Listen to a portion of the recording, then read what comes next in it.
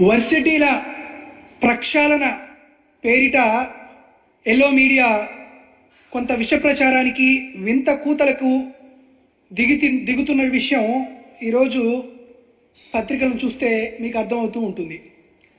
నిజానికి చంద్రబాబు నాయుడు ముఖ్యమంత్రిగా ఉన్నప్పుడు యూనివర్సిటీలన్నీ భూతల స్వర్గంగా ఉన్నాయన్నట్టు, జగన్మోహన్ రెడ్డి గారు ముఖ్యమంత్రి అయిన తర్వాత అవేదో బాగోలేనట్టు ఒక చిత్రీకరణ చేసేటువంటి విధంగా ఎల్లో మీడియా కొన్ని అసత్య ప్రచారాలకు పాల్పడుతుంది.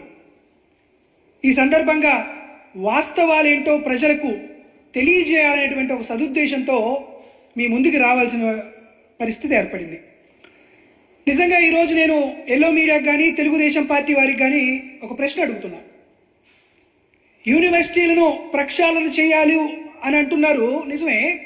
ప్రక్షాళన అంటే ఏమిటి? ఎస్వి యూనివర్సిటీ వైస్ ఛాన్సలర్ ఛాంబర్లోకి వెళ్ళి ఆయన్ని దుర్భాషలాడి ఆయన్ని దూషించడం ప్రక్షాళన అవుతుందా? ఎస్కే యూనివర్సిటీ వైస్ ఛాన్సలర్ కారును ఆపి ఆయన్ని బూతులు తిట్టి వారి కారు డ్రైవర్ పైన దాడి చేసి తన్నడాన్ని ప్రక్షాళన అని అంటారా? ఆంధ్ర యూనివర్సిటీలో వీసీకి రిజిస్ట్రార్కి తెలుగుదేశం పార్టీకి సంబంధించినటువంటి నాయకులు ఫోన్ చేసి మిమ్మల్ని అత్యంత పాశవికంగా నడి రోడ్డు మీదే హత్య చేస్తామని బెదిరించడం ప్రక్షాళన అవుతుందా? లేదా మహానేత వైఎస్ రాజశేఖర రెడ్డి గారి విగ్రహాలని యూనివర్సిటీ క్యాంపస్ నుండి తరలిస్తే అది ప్రక్షాళన అవుతుందా?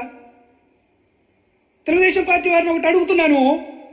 రాజశేఖర రెడ్డి గారి విగ్రహాలను తొలగిస్తే అది ప్రక్షాళన కిందకు వస్తే, మరి పద్మావతి యూనివర్సిటీలో ఎన్టీ రామారావు గారి విగ్రహం ఉంది కదా, జేఎన్టీయూ అనంతపురంలో ఎన్టీ రామారావు గారి విగ్రహం ఉంది కదా, కుప్పంలో ఉన్నటువంటి ద్రవిడ యూనివర్సిటీలో ఎన్టీ రామారావు గారి విగ్రహం ఉంది కదా, మరి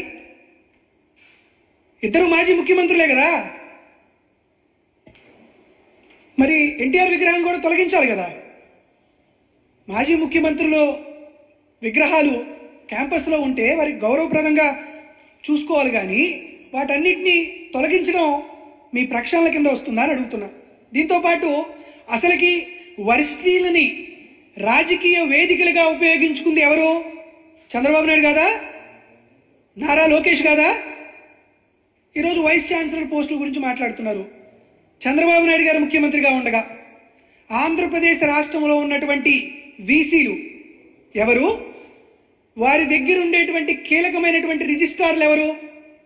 ఒకసారి మీరు గమనించండి. ఆంధ్ర యూనివర్సిటీలో నాగేశ్వరరావు అనేటువంటి ఒక బీసీ సామాజిక వర్గానికి చెందిన వారిని చంద్రబాబు నాయుడు వీసీగా ప్రమోట్ చేశారు. మరి అక్కడ ఉన్నటువంటి రిజిస్ట్రార్ ఏ సామాజిక వర్గం? మీ వారు కాదా? తెలుగుదేశం పార్టీకి అంటగారిన వారు కాదా? అదేవిధంగా జేఎన్టీయూ కాకినాడలో రామలింగరాజుని వీసీగా అపాయింట్ చేశారు. కానీ అప్పుడు అధికారం చలాయించింది ఎవరు? ఏపీపీఎస్సీ చైర్మన్గా ఉన్నటువంటి ఉదయ భాస్కర్ కదా. ఆయన సామాజిక వర్గం ఏంటి? ఆయన ఎవరికి అంటగాగారు? అదేవిధంగా కౌన్సిల్ మెంబర్లుగా ఎన్ఆర్ఐ కళాశాలకు చెందినటువంటి వెంకట్రావు గారిని ఎగ్జిక్యూటివ్ కౌన్సిల్ మెంబర్గా పెడితే జేఎన్టీయూ కాకినాడలో అధికారాన్ని అంతా అనుభవించింది మీ సామాజిక వర్గానికి సంబంధించినటువంటి వ్యక్తులు కదా. సరే, ఎస్పీ యూనివర్సిటీకి వెళ్దాం.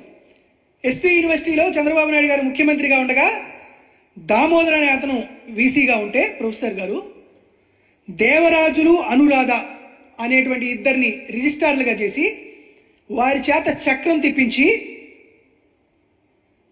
దామోదర్ గారిని పని చేయకుండా చేయించింది చంద్రబాబు నాయుడు గారు కదా. ఆ రిజిస్ట్రార్ల యొక్క సామాజిక వర్గం ఏంటి?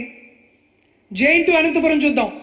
పేరుకు మాత్రం ఒక ముస్లింని వైస్ ఛాన్సలర్గా పదవి ఇచ్చారు, కానీ అక్కడ కృష్ణయ్య అని ఒక బలమైనటువంటి మీ సామాజిక వర్గానికి చెందినటువంటి వ్యక్తిని, అతను జూనియర్ మోస్ట్ ప్రొఫెసర్ అయిన ఆయన్ని రిజిస్ట్రార్గా నియమించి జేఎన్టీయూ అనంతపురంలో మీరు అధికారాన్ని చలాయించలేదా?